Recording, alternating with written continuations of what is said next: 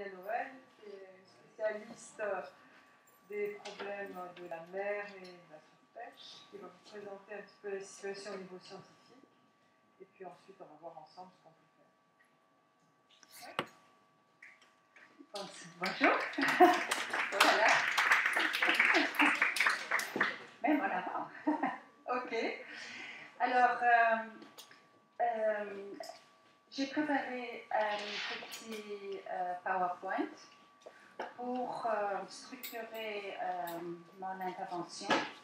Mais je proposerai, comme on n'est pas très très nombreux, si vous avez des questions, il y a des choses qui sont plus claires, vous m'interrompez parce que le but est qu'on s'entende bien et que vous avez peut-être d'autres sources d'informations si vous avez envie d'approfondir tel ou tel aspect. Parce que, comme pour beaucoup de choses, disons, quand on commence, il y a beaucoup à raconter, mais bon, le temps est toujours limité et il faut se concentrer sur quelques grands axes, mais pour ceux qui sont intéressés, il ne manque pas de matériel pour approfondir tel ou tel aspect. Maintenant, je propose de vous parler essentiellement de 7 catégories. Donc, la première section, vous allez voir d'où je viens en termes de recherche que j'ai menée moi-même. Et que pour que vous voyez, ce n'est pas simplement en lisant des articles ou des livres que je vous raconterai ce que je vais vous narrer. On va brièvement voir un peu la biodiversité marine, ce que c'est. Aussi, par quels facteurs elle est menacée aujourd'hui. On va en particulier regarder un peu ce qui se passe au niveau de la pêche en Europe et internationalement. Et surtout aussi, comment passer à l'action. Bon, maintenant, nous, on sait quand on apprend des choses à l'école, dans n'importe quel sujet d'ailleurs, c'est pas toujours évident d'appliquer ce qu'on a appris dans une situation protégée et bien arrangée comme à une école, d'appliquer ça dans la vie. Et je pense que vous n'êtes pas les seuls, c'est général, les êtres humains ont difficulté de transporter le savoir d'un contexte dans un autre, et d'où la difficulté parfois de traduire ce qu'on sait dans des comportements ou des choix qu'on fait dans la vie, dans les investissements, dans différentes sphères de la vie. Mais on va peut-être discuter un tout petit peu quelles pourraient être des options et comment on peut être un citoyen actif, si vous voulez. Très lié à ça aussi, la notion que, bon, individuellement, parfois on peut être un peu effrayé par la dimension ou des difficultés, des problèmes qu'on va rencontrer ou que vous avez peut-être déjà rencontrés vous-même en lisant un peu ou dans l'enseignement. Mais c'est essentiellement l'idée que quand on se réunit avec d'autres, tout devient plus facile. Et comme pour finir, je vais vous proposer au moins quelques sources où vous pouvez trouver des informations supplémentaires. Donc, on commence avec la plongée. Donc, la lumière n'est pas très bonne, mais avec un peu de bonne volonté, vous allez me reconnaître là, en faisant de la plongée sous-marin scientifique. Ces photos datent d'il y a 35 ans, donc ça fait déjà un bout de temps. À l'époque, pour vous, ça va peut-être être surprenant, mais quand j'ai étudié l'écologie marine et la pêche, ce monde, même le monde scientifique, était encore plein de préjudices. On avait encore des traditions qui disaient « Ah, les femmes, ça ne va pas sur les bateaux, ça porte malheur ». Or, c'était même une partie obligatoire. On devait travailler soit dans une usine de conserverie, soit partir en mer pour avoir aussi la pratique et confronter la théorie avec la pratique. Et je me rappelle très bien quand je voulais m'embarquer dans une campagne de recherche outre-mer, les obstacles que j'ai dû surpasser pour être acceptée et combattre ce genre de préjudice. Et d'ailleurs, pour la plongée scientifique, ce n'était pas différent. On m'a dit, mais disons, les costumes spéciaux, mais les femmes ont des formes différentes. On ne peut pas vous mettre dans un costume pour homme, etc., etc. Bon, ça a mis un peu de temps et à la fin, j'ai réussi à être la première femme pour être admise dans ce groupe de plongeurs scientifiques. Comme j'ai travaillé au nord de l'Allemagne, on travaillait surtout sur la mer Baltique, un peu sur la mer du Nord. Je vous assure, c'est pas comme les eaux tropicales. C'était, il y a moins de couleurs. Pendant l'hiver, vous voyez, on avait même des équipements spéciaux qui ne laissent pas rentrer de l'eau parce que c'était tellement froid que même les appareils pour respirer étaient congelés. Seulement une fois, on mettait de l'eau chaude pour que les membranes se décongèlent et une fois qu'on est dans l'eau, c'est bon. Pour vous dire, donc il y avait, c'était un peu des situations, disons des conditions de travail qui étaient aussi un défi. Mais à l'époque, on travaillait sur ce qui était nouveau à l'époque, c'est-à-dire de faire de l'investigation sur les successions dans les peuplements dans la mer, sur les fonds, par exemple, après une grande tempête ou après un accident, une avarie ou des choses qui créent des grosses perturbations dans un écosystème local, voir dans quel temps et dans quelles conditions cet écosystème peut se reconstituer. Et c'est de savoir que des grands groupes de chercheurs ont accumulé le long des années qui, maintenant où on a des perturbations et des dégradations dans des écosystèmes qui prennent des dimensions très importantes, c'est des connaissances qui sont très importantes à avoir pour chercher des remèdes. Voilà, ça encore, c'est une image où on invite aussi des jeunes de l'école à se rendre un peu compte ce que c'est la recherche sur les océans. Ici, je signale simplement quelques-uns des aspects majeurs.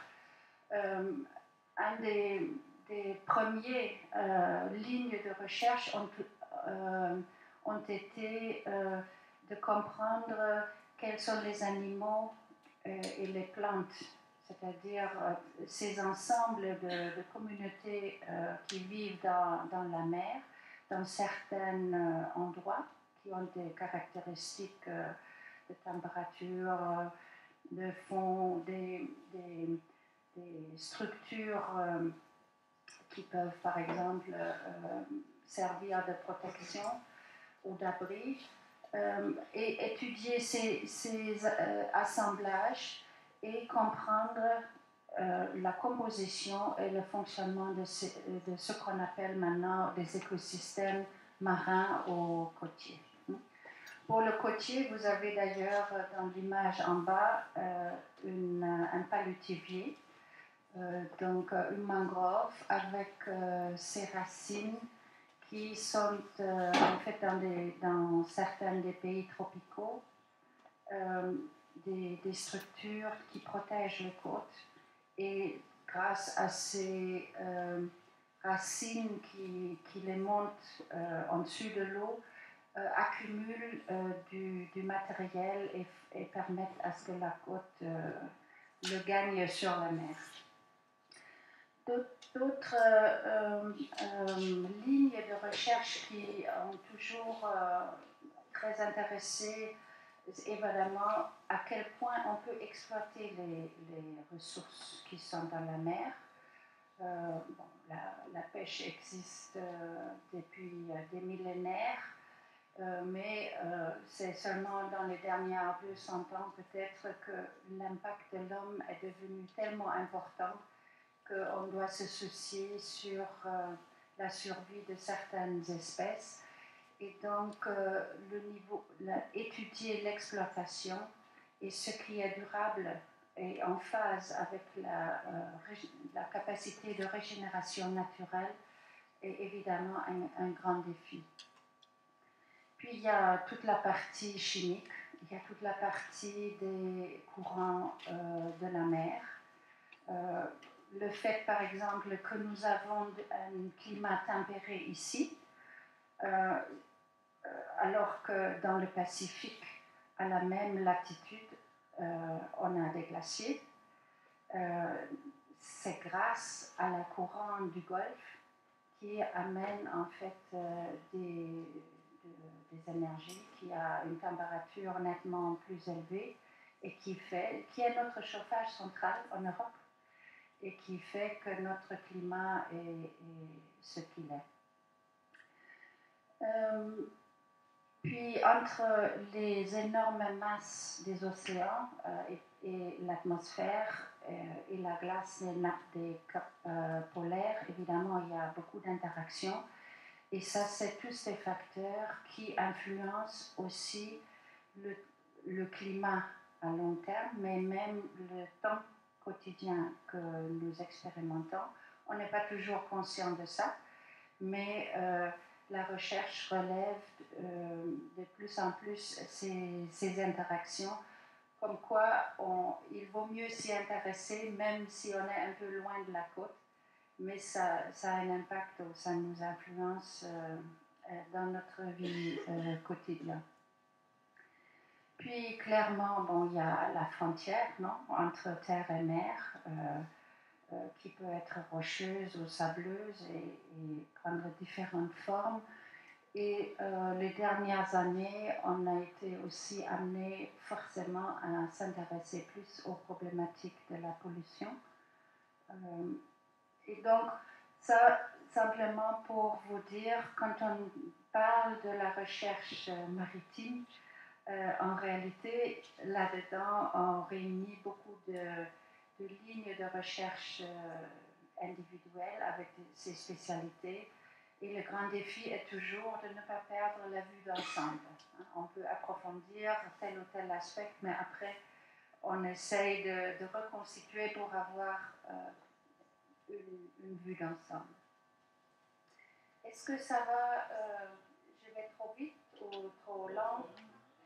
Ça peut aller? Et j'espère, je ne répète pas trop de choses que vous avez dans votre enseignement super bien en biologie ou ailleurs.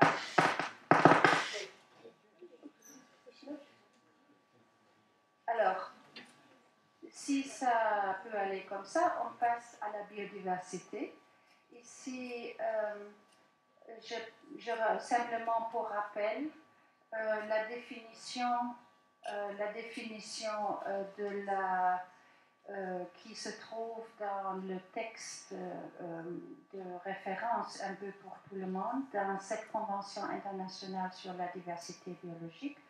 C'est le traité international qui a plus d'adhésion au monde. Il y a actuellement 194 pays qui l'ont ratifié ou adhéré. Et vous voyez que cette définition est très très large. Elle comprend la variabilité entre les organismes vivants, y compris les écosystèmes terrestres, marins et d'eau douce, et les complexes écologiques dont ils font partie. Donc ça c'est au niveau, disons, des organismes entiers et comment ils interagissent entre eux. Mais la définition comprend aussi toute la variété génétique. Et celle-là, donc, c'est au niveau de la cellule, pas au niveau de l'organisme entier. Et celle-là, cette variété génétique elle peut exister à l'intérieur de la même espèce, donc des espèces ou des individus de ces espèces qui peuvent se reproduire entre eux, entre les espèces et entre les écosystèmes. Donc c'est très, je dirais, complète comme définition.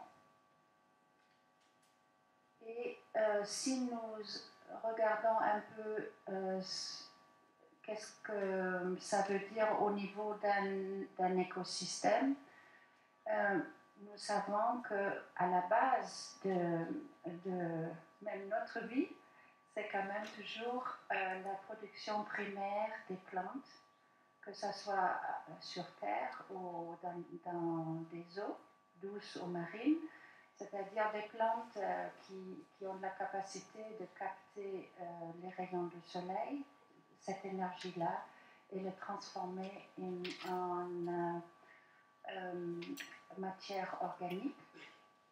Et tout le reste, tous les animaux, etc., c'est en pratique des consommateurs qui vivent avec l'énergie.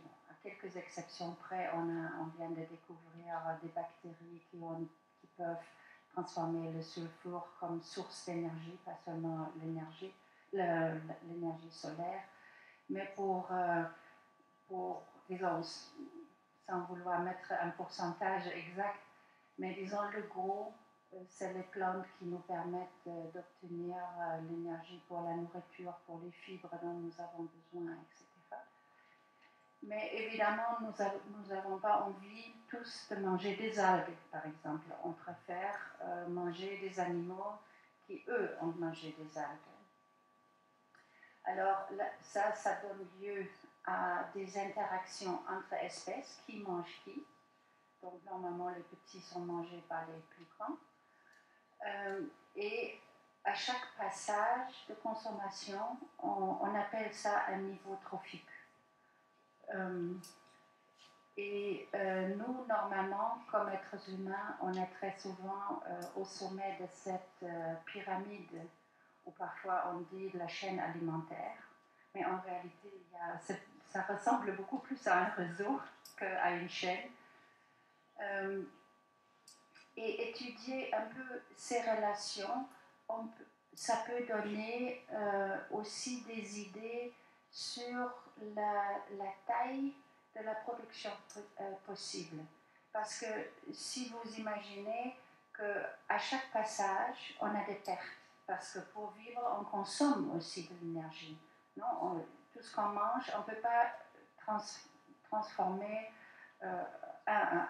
en matière propre.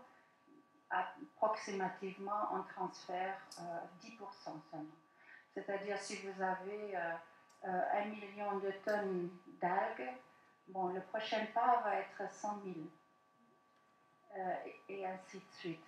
C'est-à-dire, si vous avez beaucoup de passages, ce que vous produisez à la fin ne peut pas être beaucoup. C'est pourquoi on ne peut jamais avoir, par exemple, dans les savanes africaines, on ne peut pas avoir beaucoup de lions. Parce que c'est des prédateurs du sommet. Et même quand il y a beaucoup d'autres, disons, vu les passages, ça ne supporte pas plus qu'autant de prédateurs pour rester en équilibre.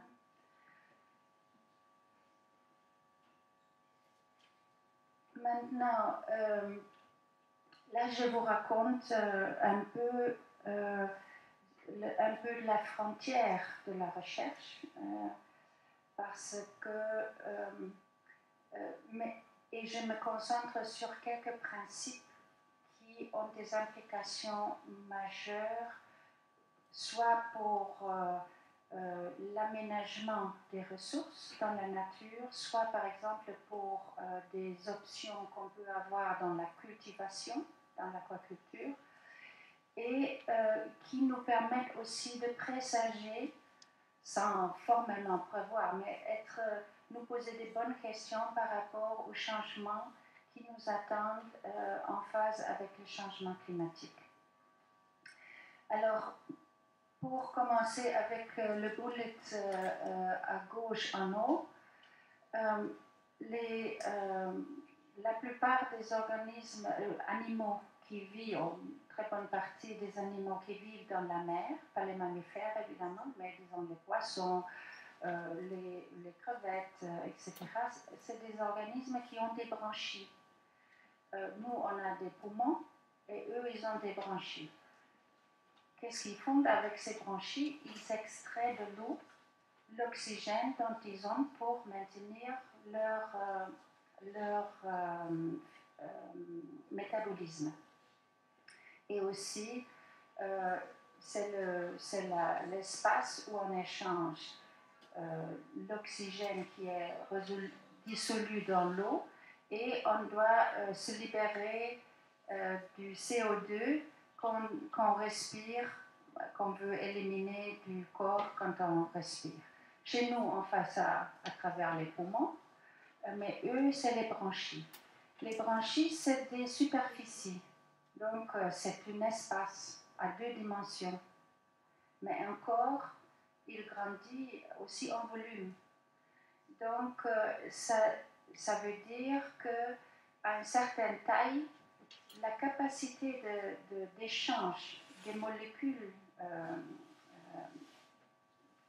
qui peuvent passer par une superficie pour alimenter la physiologie d'un volume, ça commence à coincer. Ils ne peuvent pas transmettre suffisamment. Et c'est pour cela les courbes de croissance commencent bien, linéaires, et puis ils s'aplatissent parce que même si on leur donne plus à manger, ils ne peuvent pas transformer cette alimentation en matière corporelle parce qu'il n'y a pas suffisamment d'oxygène qui passe par les gènes, par les branchies. Dans l'eau, et puis c'est un gros travail, ça demande de l'énergie pour qu'ils puissent respirer. C'est pour cela, par exemple, les grands thons, hein, les grands migrateurs des océans.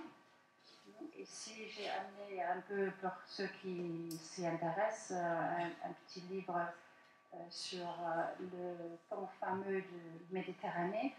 Ils doivent toujours nager, sinon ils crèvent. C'est-à-dire, ils doivent faire passer, c'est la suffocation pure et simple. Si vous arrêtez un thon, en 1 minute, il va être crevé.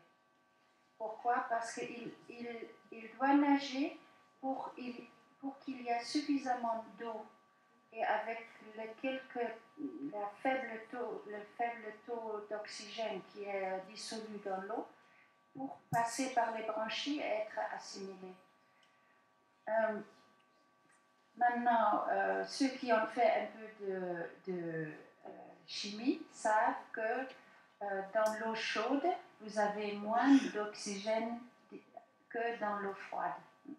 C'est pour cela, par exemple, tout de suite appliqué à la réalité, vous allez voir que les grands thons, par exemple, vous allez les trouver dans des eaux profondes, froides. Même ils vont être plus bas dans les eaux tropicaux parce qu'ils n'ont pas suffisamment d'oxygène dans les eaux chaudes de la superficie. Alors les petits, qui ne sont pas encore limités par cette relation entre la superficie et le volume, eux, ils peuvent encore vivre dans les eaux de superficie. Bon, je ne veux pas vous approfondir trop, simplement pour vous dire que quand on comprend un certain nombre de principes, ça vous met en mesure de tester des hypothèses et de faire des choix qui sont mieux informés et qui ne sont pas ad hoc. Ce n'est pas qu'on invente une explication au cas par cas. Ça, c'est des paramètres de la nature et qui nous permettent de faire des prévisions, même dans des cas qu'on n'a pas individuellement étudiés. Une autre implication de ce phénomène est que les mêmes, par exemple, je ne sais pas, par exemple, la morue, un poisson fameux qui est surtout dans des eaux un peu tempérées et froides, eh bien, la morue peut supporter toute une gamme de températures. Mais quand on voit des peuplements qui vivent dans des eaux plus froides, et on fait la comparaison de la même espèce, mais des peuplements qui sont dans des eaux plus chaudes, eh bien, ceux dans les eaux plus froides vont atteindre une taille maximum plus grande parce qu'ils peuvent continuer à croître parce qu'il y a plus d'oxygène dans l'eau, dans des eaux froides. Puis, autre chose sur la biodiversité encore, moi je me rappelle il y a 25 ans quand nous avons commencé à compiler plus systématiquement des résultats de la recherche sur les poissons. Les grands experts nous disaient, eh bien, il y a environ 20 000 espèces. Ça nous a déjà fait peur parce qu'on dit, bon, ramasser des données, des travaux sur 20 000, c'est déjà toute une tâche. Eh bien, aujourd'hui, on a documenté 32 000 espèces.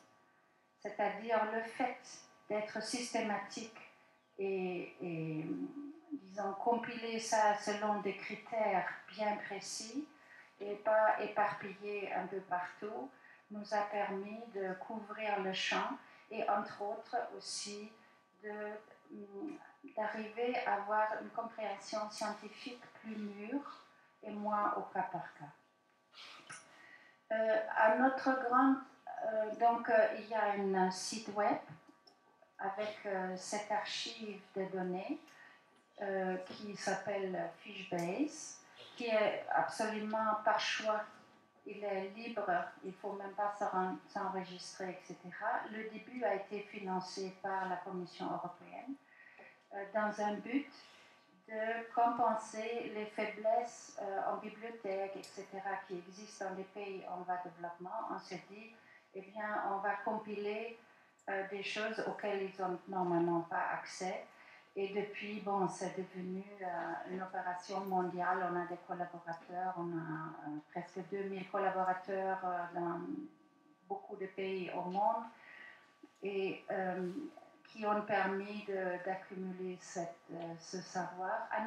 Quand nous avons commencé aussi, on s'est dit peut-être, quand on regarde les statistiques de la FAO, c'est l'Organisation des Nations Unies pour l'alimentation et l'agriculture, qui est un peu la référence pour tout le monde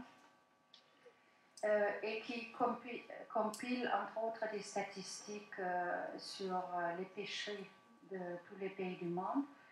Eh bien, on s'est dit, on regarde les statistiques, on va devoir peut-être collecter des choses sur 1000-1500 espèces qui sont les plus importantes en termes d'exploitation. Or, de nouveau, au fil des années, on s'est aperçu qu'en réalité, l'homme utilise ou influence très fort plus de 7000 espèces de ces 32 000. Donc, d'où un besoin vraiment d'être systématique dans le savoir et renforcer les capacités aussi de gestion. Maintenant, évidemment, les poissons sont le gros paquet. Ils sont mobiles, etc. C'est le gros paquet de la biomasse, si vous voulez, dans les océans et dans les eaux douces. Mais il y a beaucoup d'autres organismes. Hein, les crabes, les moules, les crustacés en général, les octopus, etc. Hein, des choses en bonne partie qu'on peut manger, pas tout. Les corails, tout ce que vous avez, les étoiles marines. Et dernièrement, il y a eu une campagne de 10 ans d'améliorer les connaissances sur la vie marine. Ça s'appelait le Census de la vie marine, Census of Marine Life. grâce à cet effort, on s'est pu apercevoir qu'avec on peut être à peu près sûr qu'au lieu des premières estimations d'avoir peut-être plusieurs millions d'espèces, on pense maintenant on est peut-être autour d'1 million d'espèces de différents organismes qui vivent dans les océans. Et de 7 millions, disons, on a documenté à peu près correctement 100 000. Donc, il y a encore de la route à faire. Hein. Ce qui a été déjà documenté, c'est disponible dans Sea Life Base, si vous voulez. Mais on est vraiment au début de ce travail, aussi au niveau de trouver des images, ramasser suffisamment d'informations sur la distribution à travers les différents océans, etc. Alors, ici, on bouge un peu dans les eaux plus chaudes et dans les eaux tropicales, on a alors comme nombre d'espèces, beaucoup plus d'espèces que dans les mers froides. Et là, vous voyez une petite sélection. Ces espèces dans les eaux tropicales ont beaucoup d'interactions entre eux et, comme on a vu avant, comme il y a toujours une perte d'énergie quand il y a des interactions sur le niveau trophique prochain, la production en tant que telle, elle est moindre dans les eaux tropicales que dans les eaux tempérées ou froides. Dans les eaux tempérées, normalement, les réseaux trophiques sont moins compliqués. Ils sont aussi assez compliqués, mais beaucoup moins compliqués. Il y a moins d'espèces que dans les eaux tropicales. Mais ce qui sort qu'on peut prendre par la pêche est supérieur comme quantité. Et selon l'état actuel de la recherche, on pense que le centre de la biodiversité marine se trouve autour des îles de l'Indonésie. C'est là où on trouve le plus grand nombre d'espèces par kilomètre carré. Ça va encore? Oui? Alors, maintenant, on passe un peu à la pression. Commençons avec le plus récent, c'est-à-dire la pollution. Ici, c'est un des activistes, le capitaine Moore, qui, avec son petit bateau, essaye d'attirer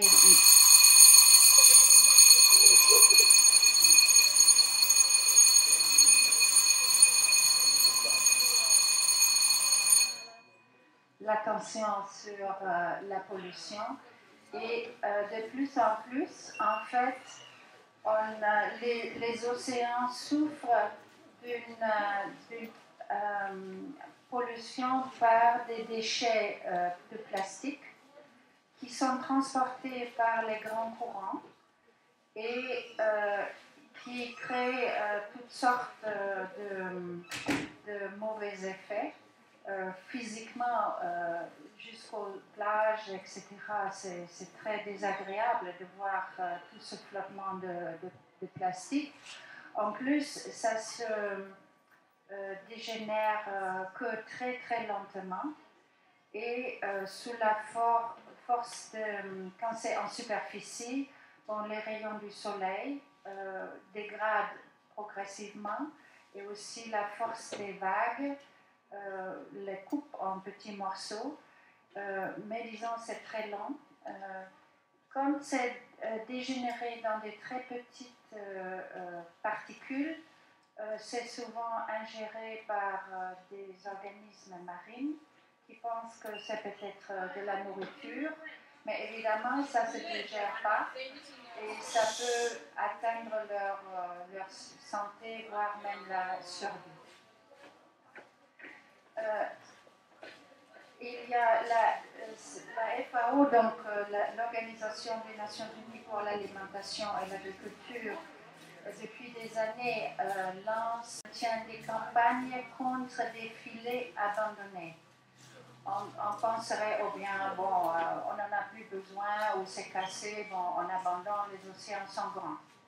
Mais en réalité, ce qui se passe est que, bon, on n'a pas seulement les poissons qui vivent toujours dans l'eau, il y a beaucoup de mammifères, il y a des reptiles, comme des tortues, il y a des oiseaux, qui peuvent rester un peu dans l'eau, mais doivent revenir à la superficie pour respirer.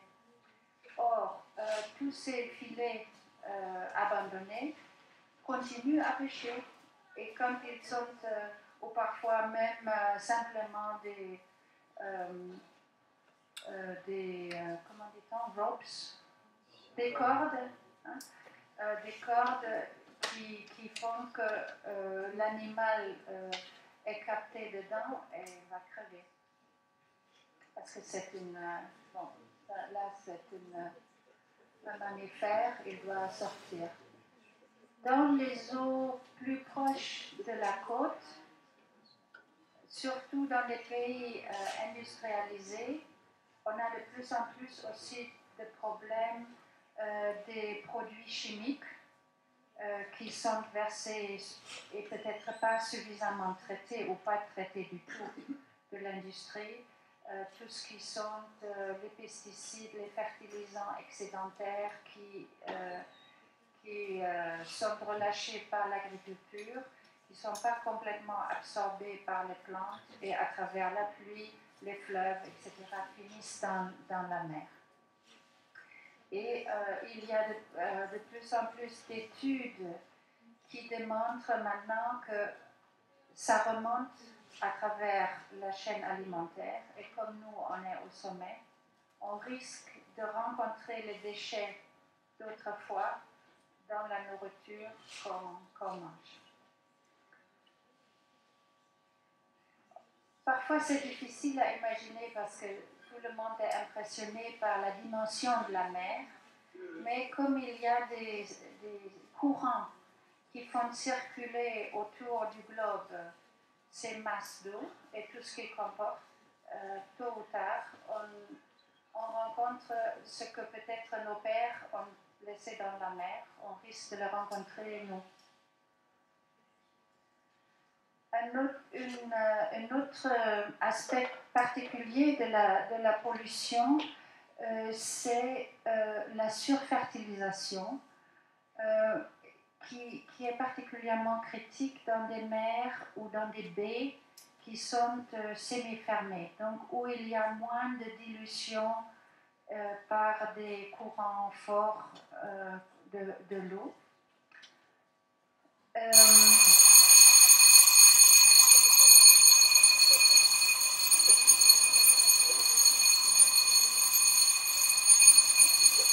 Au moins, on est tous réveillés. Hein?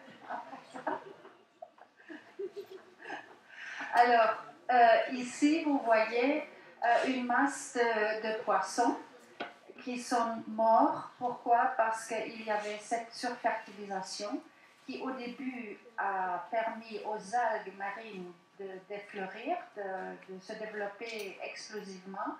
Mais comme ça c'est des petites cellules d'algues, ça va très vite. Il n'y a pas suffisamment d'animaux pour manger tous ces algues-là à temps. Alors, qu'est-ce qu'ils font? Ils ont un cycle de vie court. Quand ils meurent en grande quantité, ils tombent sur le sol. Mais pour décomposer, il faut toujours de l'oxygène. Alors, vous allez avoir beaucoup de bactéries, etc. Et quand il y a manque d'oxygène, vous allez avoir une baisse générale de l'oxygène dans l'eau et là, les pauvres poissons dans cette baie-là ont fait les frais de ce phénomène. Et il y a maintenant des tentatives de documenter ça autour du monde. Comme il y a un peu plus trop de lumière, on ne voit pas bien la carte mondiale, mais un institut Ici, c'est l'Amérique, ça c'est l'Afrique, c'est l'Europe. Un institut aux États-Unis, World Resources Institute, ensemble avec un autre institut spécialisé en recherche maritime, est en train de documenter cela et pour l'instant, ils ont déjà catalogué 228 sites où c'est un problème grave. Pas pendant, je ne sais pas, une semaine, mais plus grave que ça. Bon, tout le monde parle du changement climatique, mais on ne sait pas toujours faire la distinction entre un événement un peu extrême qui peut être dû au temps ou ce qui sont vraiment les grandes tendances climatiques sous-jacentes. Ici, avec les principes de recherche scientifique que je viens d'évoquer à l'instant, on a fait des modélisations de la distribution de poissons. Ça existe pour 11 000 poissons. Ici, j'ai choisi comme exemple le thon rouge parce qu'il est beaucoup dans la presse, parce qu'il est fort atteint par une surpêche. Et en même temps, bon, vous le connaissez peut-être par les boîtes au thon, au sushi, où il est une espèce très prisée. Donc, en haut, vous voyez la distribution actuelle. Et quand l'image en bas, c'est la distribution probable si le climat continue à changer comme le décrivent les modèles qu'on utilise actuellement. Bon, rien n'est tout à fait sûr parce qu'en fait, certaines des observations empiriques que nous faisons maintenant dépassent déjà des scénarios développés par des modèles, parce que les modèles avaient tendance peut-être à être plus conservateurs pour ne pas être accusés de faire du sensationnalisme. Donc, c'est généralement des estimations qui sont plutôt prudentes. Mais vous voyez, il y a toute la partie des eaux tropicaux où les thons ne vont plus pouvoir exister parce que avec la hausse de la température qu'on commence déjà à mesurer, ils ne pourront pas exister là. Il n'y a pas suffisamment d'oxygène. Maintenant, il y a un autre complexe qui crée des problèmes déjà, dans certains cas, fort impressionnants pour la biodiversité. C'est les soi-disant espèces invasives. C'est-à-dire, par exemple, quand vous avez les zones chaudes, eh bien, une espèce qui vit normalement dans des eaux froides, même si elle pouvait nager, mais elle ne peut pas traverser cette bande d'eau tropicale pour se déplacer de l'hémisphère sud à l'hémisphère nord, pour faire un exemple facile à comprendre.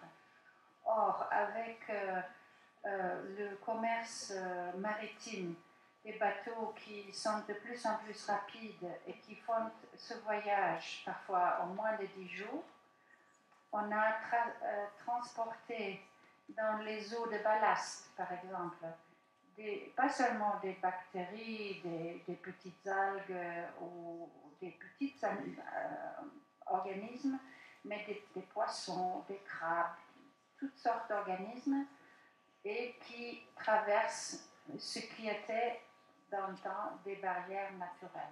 Bon, certaines, quand ils sont introduits dans un nouveau milieu, ils vont simplement mourir parce qu'ils ne trouvent pas la nourriture qui leur convient ou d'autres facteurs de l'environnement ne leur conviennent pas. Mais beaucoup, simplement, par faute aussi de parasites ou de prédateurs, s'installent.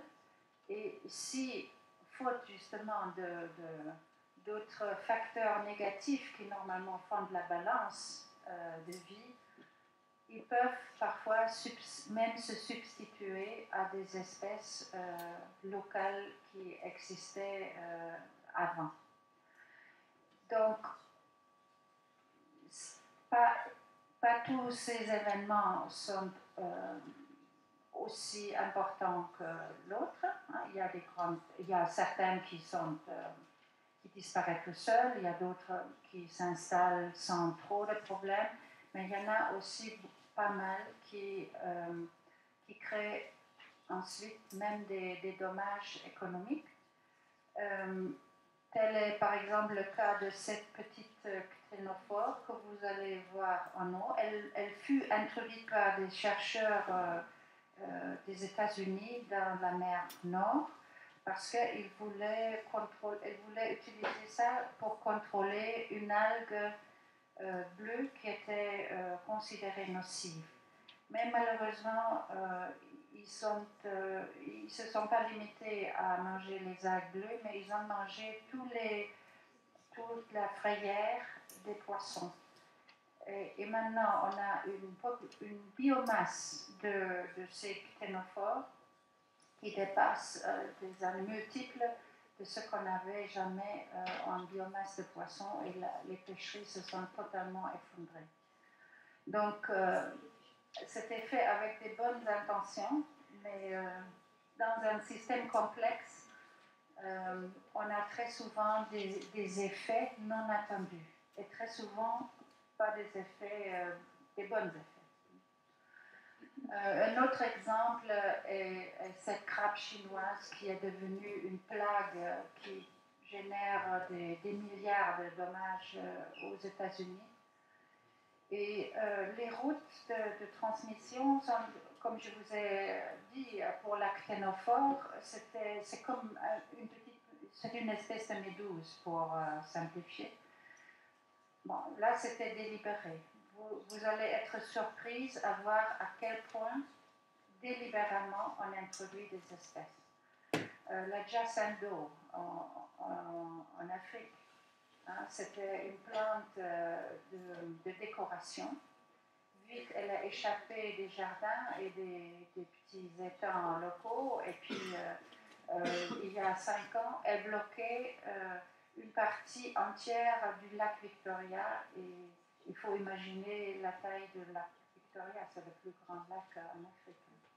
Puis, on peut avoir des effets vraiment étonnants.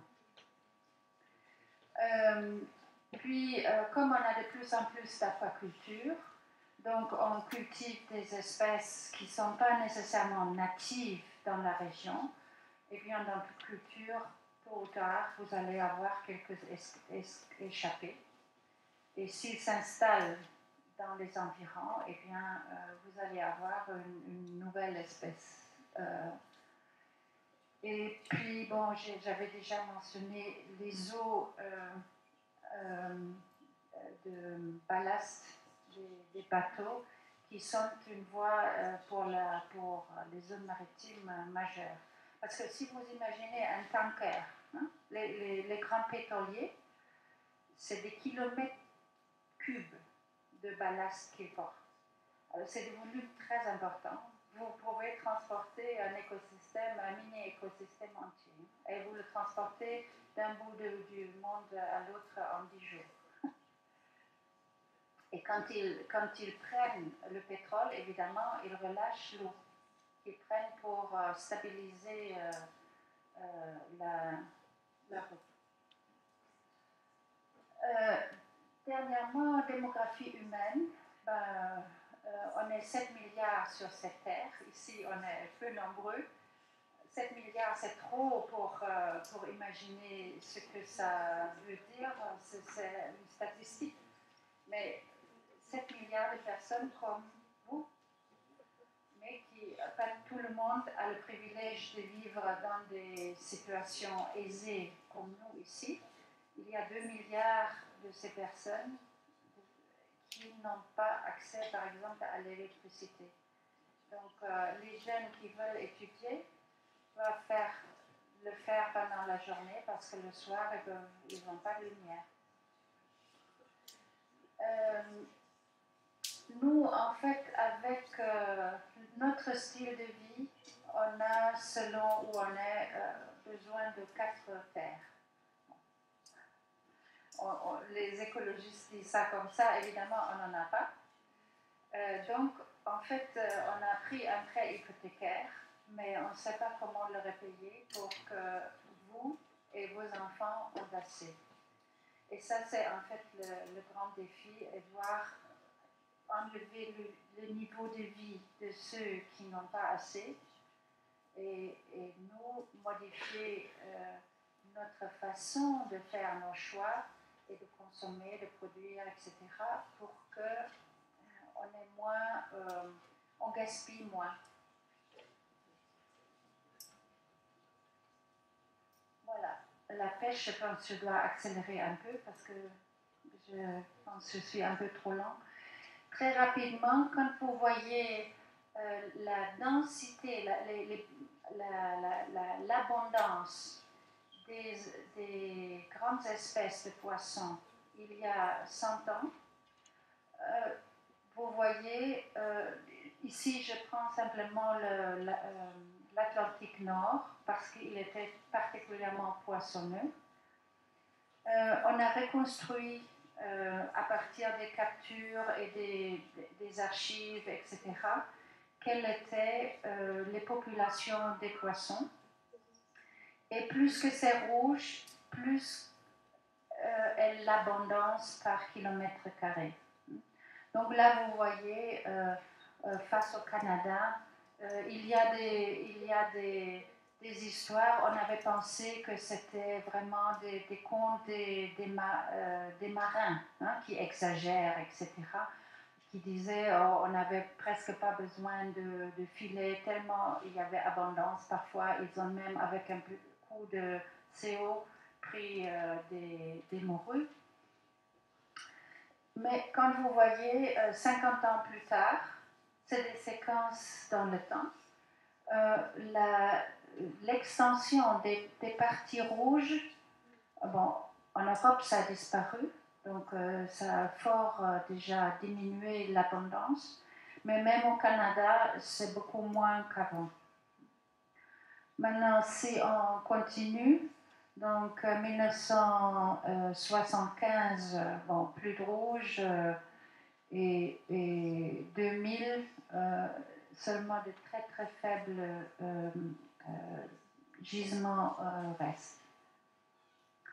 Donc, ici, c'est un peu une synthèse pour dire à quel point, quand on enlève les grands individus, on change le fonctionnement des écosystèmes et on finit avec des très petits poissons et à la fin on finit avec des méduses et des bactéries et des choses qu'on ne veut pas forcément manger.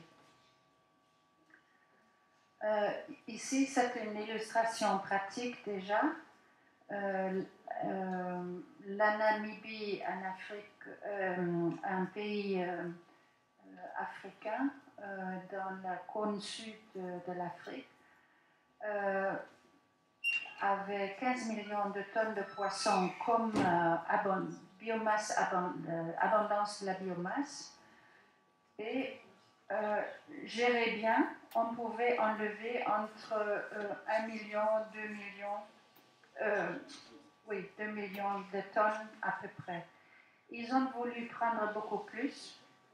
Ils ont enlevé tout ce qui était grand individus qui sont les meilleurs géniteurs, etc.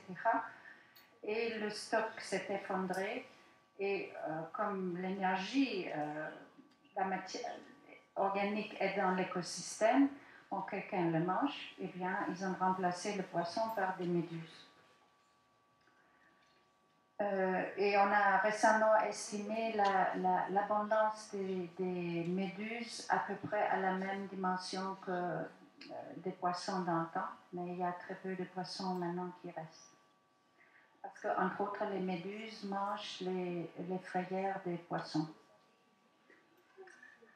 Ça, c'est une image typique d'une pêche accessoire, dite accessoire, c'est-à-dire quand vous voulez prendre par exemple des crevettes, c'est des animaux, des animaux qui vivent sur le fond de la mer. Alors, ils raclent la mer avec des mailles très fins et ils ramassent tout. Alors, vous voyez, il y a plein des poissons bébés. Si on les laissait grandir, on aurait une bonne récolte après. Mais une fois que vous les avez capturés, ils sont tous morts hein, quand on les enlève. Donc c'est un gaspillage terrible. Dans les pêches crevettières qui sont vraiment parmi les pires, parfois 80% de ce qu'on pêche n'est pas vraiment ce qu'on cherche. Tout est jeté hors bord parce qu'ils ne veulent que les crevettes qui ont une haute valeur marchande. Puis récemment, des amis à moi ont fait une analyse des respects des règles, parce qu'il ne manque pas de règles, mais il y avait même une espèce de code de bonne conduite pour la pêche responsable adopté solennellement dans l'Assemblée générale de la FAO, toujours, et que plusieurs pays essayent de promouvoir et faire pratiquer. Mais un examen de 53 pays qui sont responsables pour vraiment le paquet du lion de la pêche mondiale démontre qu'ils ne respectent en rien ce code de conduite, que quand on a plus de raréfaction aussi, les prix montent et il y a beaucoup d'incitations de ne pas se comporter comme il faut. Donc il y a beaucoup de fraude, etc. Et la pêche illégale dans différentes formes a augmenté énormément dans les dernières 10-15 ans. Ça, c'était une campagne de Greenpeace pour attirer l'attention du public sur ce phénomène grandissant et appeler aussi aux consommateurs de ne pas acheter du poisson qui vient d'une pêche illégale. En Europe, on a une politique commune de la pêche et on a en principe une législation aussi qui devrait nous amener à appliquer et mettre en pratique les engagements internationaux que nous avons pris. D'ailleurs, la nouvelle commissaire européenne se bat vraiment comme une lionesse pour obtenir cela. Mais certains intérêts dans des pays membres sont encore fortement opposés. Donc, elle a vraiment la vie très difficile parce qu'elle avait proposé des mesures qui nous amèneraient à reconstituer les stocks en mauvais état. Les stocks sont plus ou moins ici. Ici, c'est l'effondrement total. Non, pardon. Ici, c'est là où on est. Et on voudrait réduire la pression par la pêche pour que les écosystèmes peuvent se remettre et produire plus. Parce que quand on réduit, après ce qui reste ne peut pas produire une grande masse excédentaire pour répondre à la demande. Mais c'est toujours la question entre le court terme et le long terme. On devrait pratiquement réduire ou abandonner pendant 2, 3, 4 ans, selon les espèces, pour que les ressources se rétablissent Et puis, on pourrait produire à moindre coût, plus stable, etc. Mais voilà, ça c'est l'objectif et là où on en est actuellement.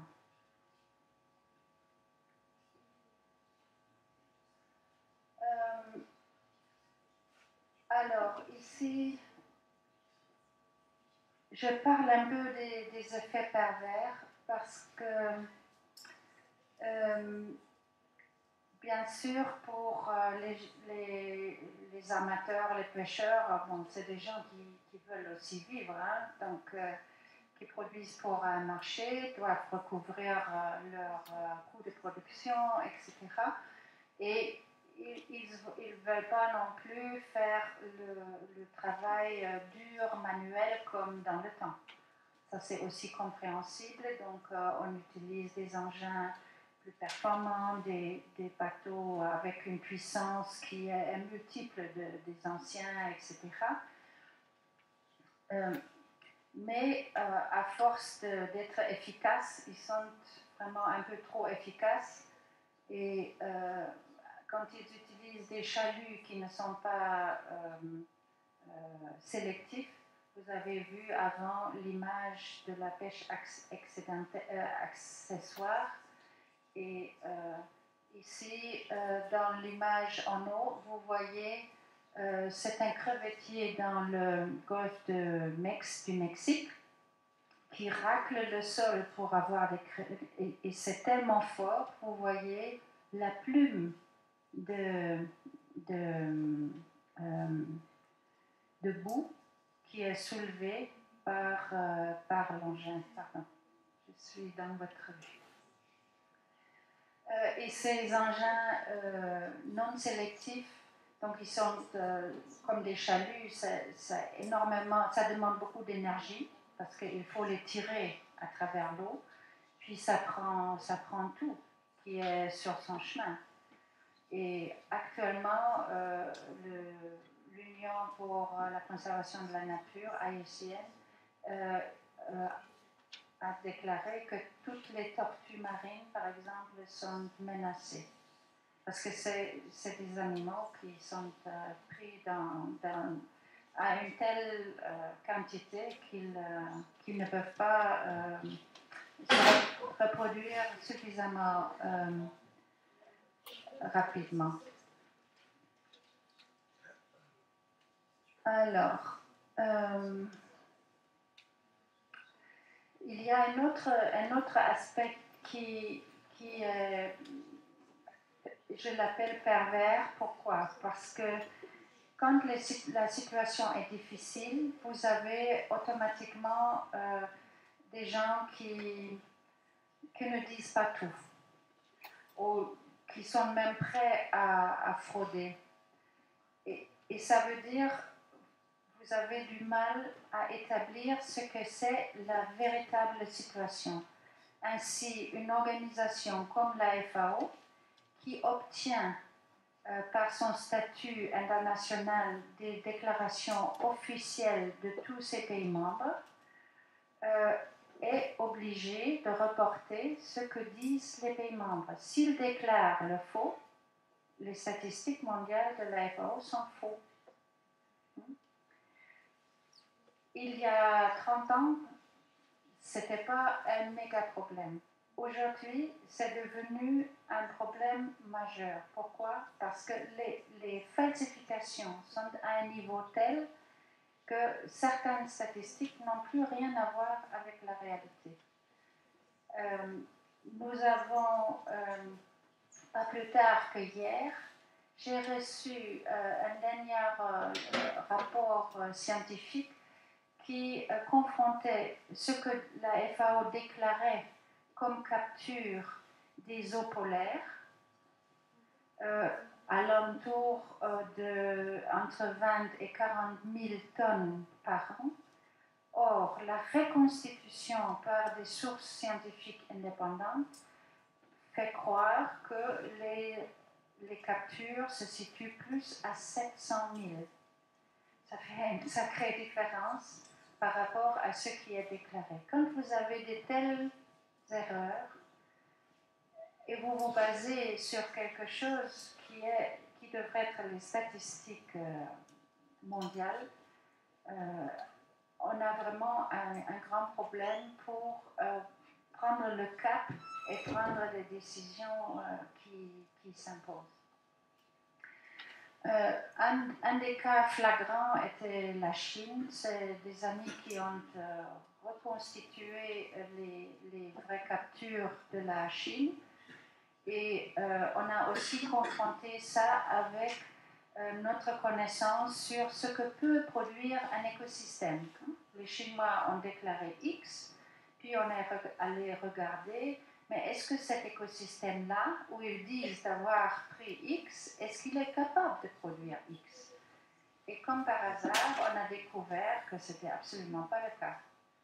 Donc, en croisant les analyses et les chiffres indépendants, on est arrivé à voir que les captures déclarées étaient entre 2 et 4 fois plus de ce qu'ils étaient en réalité.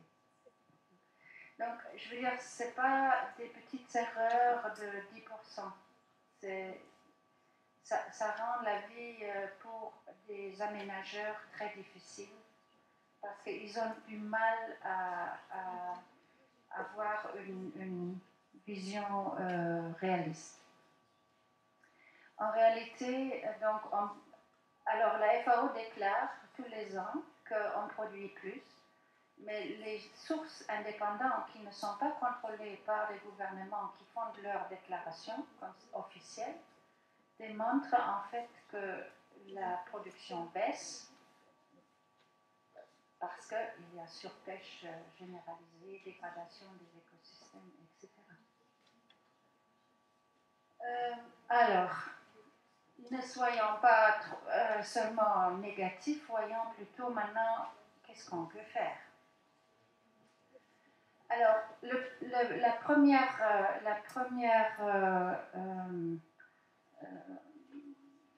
réaction qui vient à l'esprit est peut-être de chercher des méthodes d'exploitation qui ont un moindre effet sur l'environnement, sur les peuplements, sur les écosystèmes, comme les engins passifs qui nécessitent aussi moins d'énergie.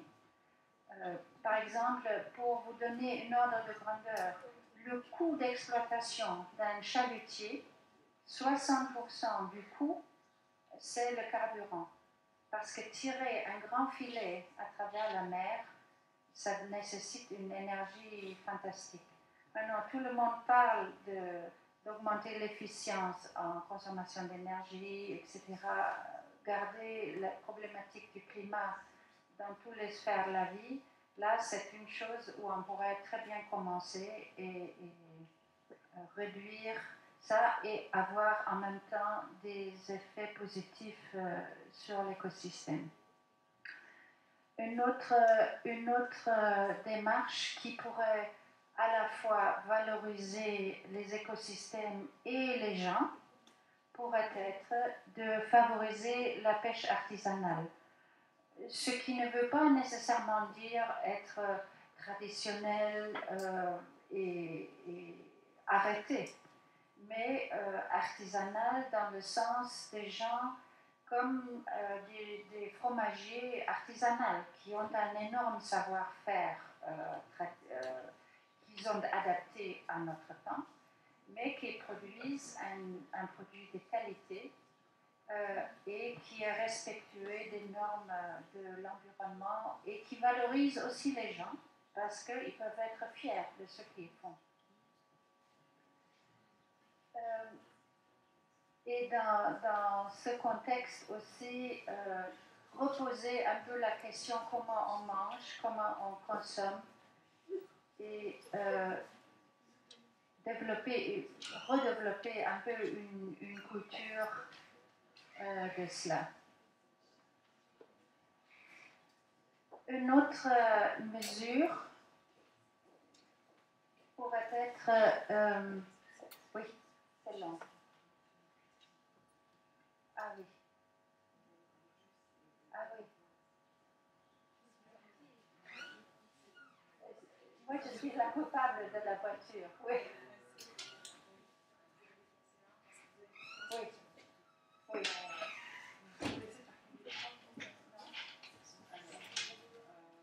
Je peux donner ma clé à quelqu'un? C'est le plus facile. Oui? C'est dans ma prochaine. Petite interruption. Venez.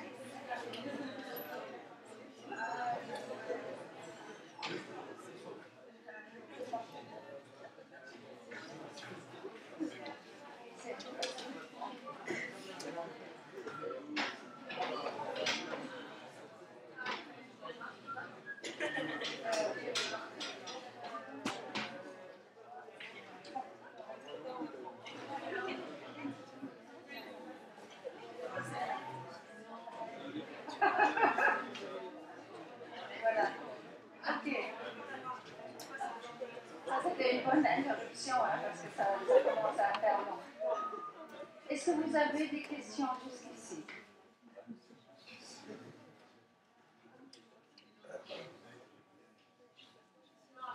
Après? Ok. Alors,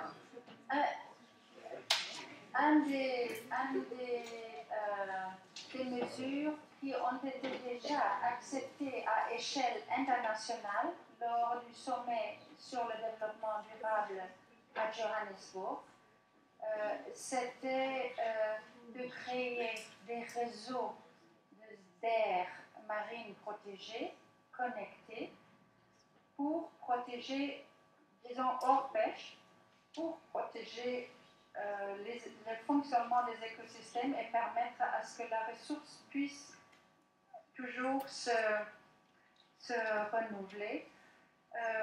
Un des objectifs assez ambitieux est d'arriver peut-être jusqu'à 10% des océans.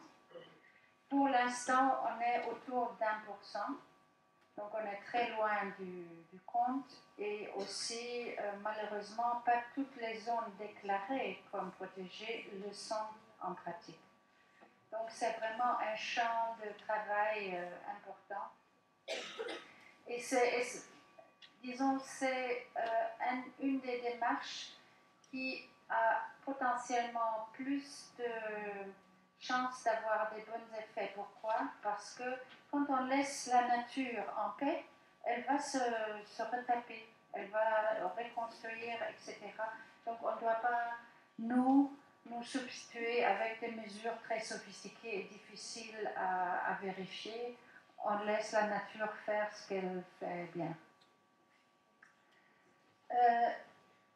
La troisième axe est un axe qui semble peut-être pas très écolo, mais il faut savoir que la pêche mondiale reçoit à l'alentour de 30 milliards de subsides par an. Et ça veut dire qu'on baisse artificiellement leurs coûts. Et ça veut dire qu'ils pêchent même là où économiquement ça n'a déjà plus de sens. Et si on enlevait les subsides qui sont pour le carburant, par exemple, tac, on éliminerait tout de suite une bonne partie du chalutage qui est très nocif au niveau des écosystèmes.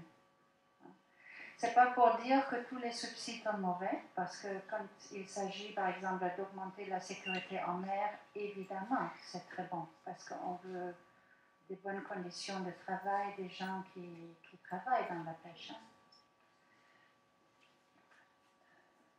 Alors, la quatrième action pourrait consister à dire soyons attentifs de ne pas manger des bébés poissons. Alors, pour cela, il faut savoir qu'en Europe,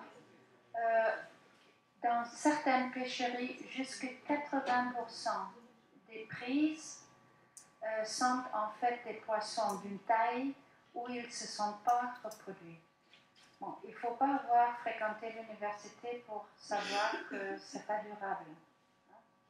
Si au lieu de vous faire aller en avant dans votre vie etc., on réduisait les jeunes, qu'est-ce qu'on fait? Aucun peuplement peut avoir un avenir s'il n'y a pas de survie pour les jeunes. Et pour cela, on a développé aussi et ça, un des produits de la recherche, grâce aussi à Fishbase, cette archive sur tous les poissons du monde, on peut en fait déterminer quelle est la taille minimum nécessaire pour que chaque espèce, dans différents environnements, quelle est la taille minimum pour s'être reproduite. Et donc, si on peut avoir outillé les pêcheurs, les commerçants, les consommateurs avec des règles pour déterminer le cas échéant cette taille, on peut déjà avancer ensemble. Et on peut même voir, par exemple, même si dans un rayon de supermarché, on n'a pas la queue et la tête, on n'a que le filet, mais la différence de taille dans les myomères, parce que la chair du poisson est segmentée, peut vous donner, si vous connaissez l'espèce, peut vous permettre d'identifier si c'était prise d'une espèce qui s'est déjà reproduite ou qui a un bébé poisson.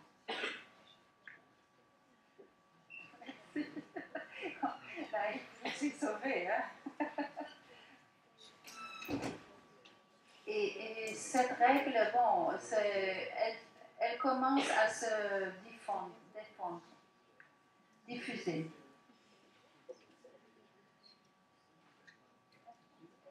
Voilà, ça c'est directement à vous, parce que je pense qu'on ne va pas toujours faire appel aux grandes instances, mais certaines choses peuvent aussi, pourquoi pas, commencer déjà à l'école. Et personnellement, je suis très contente que vous avez accepté avec vos profs de travailler sur cette problématique et l'aborder de différents angles. Et je pense que ça peut être très bien un premier pas de vous familiariser un peu avec cette problématique et voir ce que vous pouvez faire.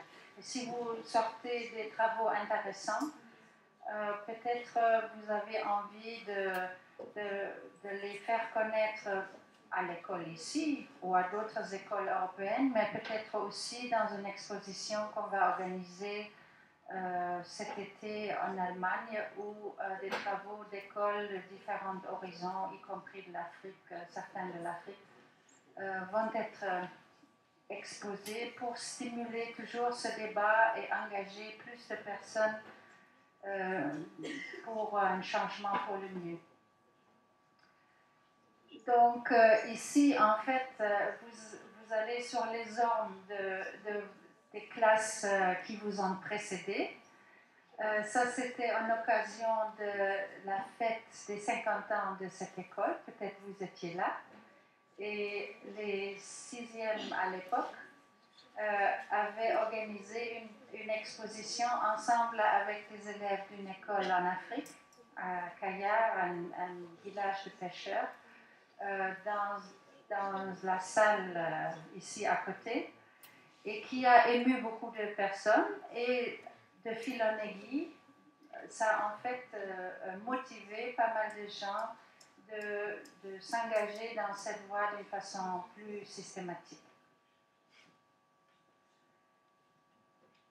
Et voilà, à l'époque, les enfants, les jeunes de ce village n'avaient jamais bénéficié d'un enseignement artistique, ni d'ailleurs de scientifique. Et grâce à ce que vos prédécesseurs ici ont mis en marche, nous avons organisé localement à ce que ceux qui sont intéressés, on a motivé quelques-uns des artistes de renommée au Sénégal pour qu'ils font des enseignements. Les élèves les plus intéressés ont été invités au village des arts à Dakar. Ils ont produit certains travaux vraiment magnifiques. Sur ce travail en groupe, d'ailleurs, une collègue a fait une vidéo parce qu'elle s'est inspirée par cette image. Et, je veux dire, c'est des petits pas. Maintenant, le maire de ce village m'a appelé en me disant qu'ils auraient fait les démarches pour construire un bloc pour introduire l'enseignement des sciences à l'école. Et on continue aussi de temps à autre l'aller-retour avec les artistes pour offrir meilleures opportunités pour ces enfants. Et normalement, à l'époque, Madame Galal se rappelle les acrobaties pour être reliées Internet parce que c'était vraiment rudimentaire. Et j'ai appris que depuis cette semaine, le village devrait normalement avoir accès à Internet stable. Donc, voilà, de petites...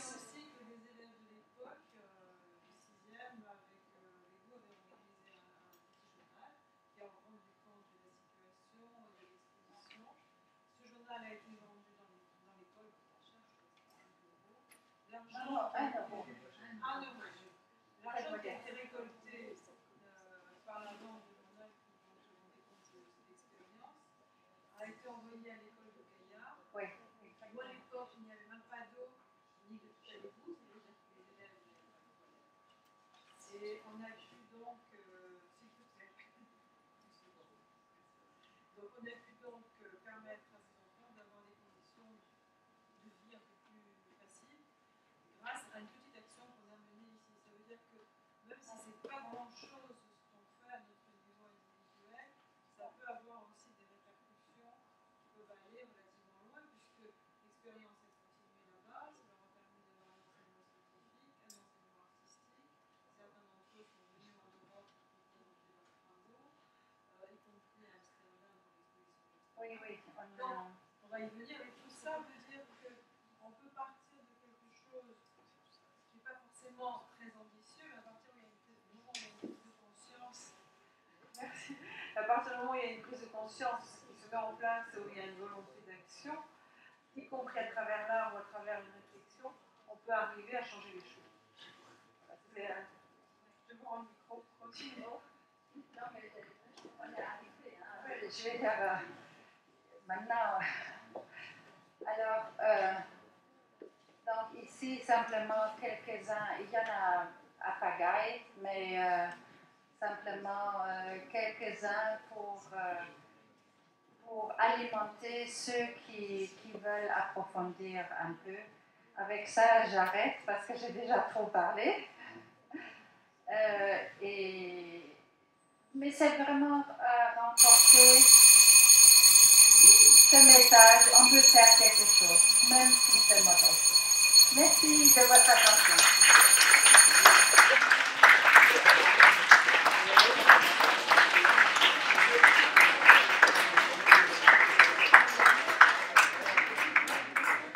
Alors, il y a peut-être des questions. Oui. Il y a beaucoup qui sont cultivés, d'ailleurs de plus en plus, mais on continue à... c'est un des problèmes. Normalement, il y a une législation en Europe qui oblige les commerçants de mettre, grosso modo, très grossièrement, d'où ça vient, si c'est de la pêche ou de l'aquaculture, et quel est le nom de l'espèce. Mais honnêtement, c'est une lutte. Moi, je vais dans certains supermarchés pour rappeler aux gérants qu'ils n'ont pas respecté l'étiquetage qui est minimum, mais même ça, ce n'est pas toujours respecté. Donc, c'est un vrai problème parce que si on n'a pas l'information, même comme consommateur, on est mal à l'aise pour, même avec la meilleure volonté, on a du mal à choisir. les Chinois, là, un pays comme la Chine, un pays comme la Chine qui faut ces statistiques, quelle est sa motivation? Nous avons trouvé que, en fait, c'était la motivation était qu'ils avaient un plan central et chaque province, les gens importants dans les provinces, leur avancement dépendait du degré de remplir le plan. Alors, ils avaient toutes les incitations à falsifier, même pour être rémunérés, honorés, respectés, etc. D'ailleurs, initialement, le gouvernement était vraiment... enfin, il n'a pas aimé le message, disons. Ils étaient même assez virulents. Après, bon, ils se rendaient parfaitement compte eux-mêmes. Et c'est même mauvais pour eux. Donc, mais comme ils ne pouvaient pas ajuster bien le système, qu'est-ce qu'ils ont fait? Ils ont dit que le plan était de ne plus augmenter. Parce que d'ailleurs, quand on voit les statistiques, dans n'importe quel système naturel, vous n'avez pas un taux de croissance régulier, je ne sais pas, de 2%. Impossible dans une situation normale. Vous avez toujours un peu de variation. Donc, si vous avez quelque chose qui grandit 5% par an, il faut se méfier déjà. Eux, ils ont réglé dans un premier temps en disant le plan est d'être stable et depuis ils sont stables dans les déclarations. Mais la Chine, évidemment, est énormément active aussi au niveau de l'aquaculture. Et là, c'est une autre complication parce que si c'est des poissons qui mangent de la chair, enfin des protéines, il faut les alimenter. Et on n'échappe pas à la logique trophique. Donc, pour avoir 1 kilo, il faut au moins donner 5 kilos de minimum, 5 kilos de nourriture de haute valeur.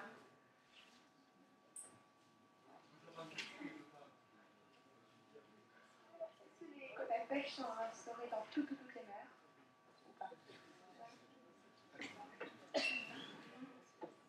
Non, la façon de gérer les pêcheries, c'est très variable. En Europe, on a un système de quotas, c'est-à-dire on définit globalement combien on peut prendre et puis c'est réparti entre les pays membres. Mais c'est très difficile à faire. Oui, mais je ne sais pas, pour avoir quelque chose de sophistiqué, il faut avoir beaucoup de capacités aussi de suivi et de contrôle. Et ça, c'est cher en mer. Donc, beaucoup de pays en voie de développement ont vraiment du mal à gérer ça de près. Les espèces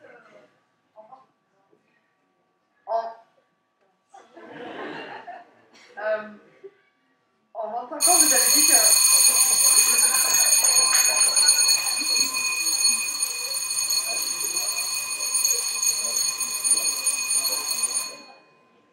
En 25 ans, vous avez dit que les espèces documentées avaient augmenté. Est-ce que vous savez plus ou moins combien d'espèces ont déjà disparu?